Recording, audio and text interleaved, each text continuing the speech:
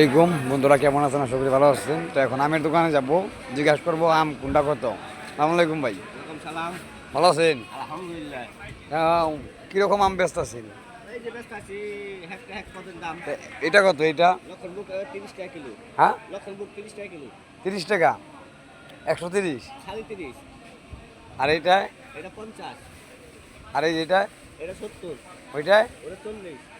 যাই হোক, শুনতে পারছেন যে কোনটা কত টাকা বিক্রি করে জানেন।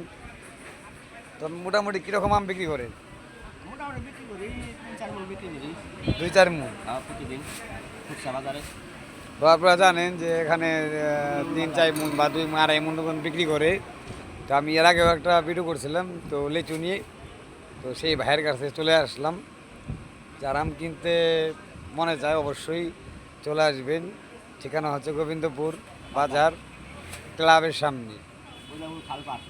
হ্যাঁ, পোস্ট অফিস খালপার। ভাইয়ের নাম হচ্ছে গফুর, আব্দুল গফুর মিয়া। এই দেখতে পাচ্ছেন তার আম, এই যে আম আর পিসফল আছে। লিচু শেষ হয়ে গেছে, এই যে পিসফল আছে। হ্যাঁ হ্যাঁ, আগামীকাল পাবেন ইনশাল্লাহ। আর ভাইয়ের জন্য দোয়া করবেন, সে কিন্তু গুরুত অসুস্থ, স্ট্রোকের রোগী।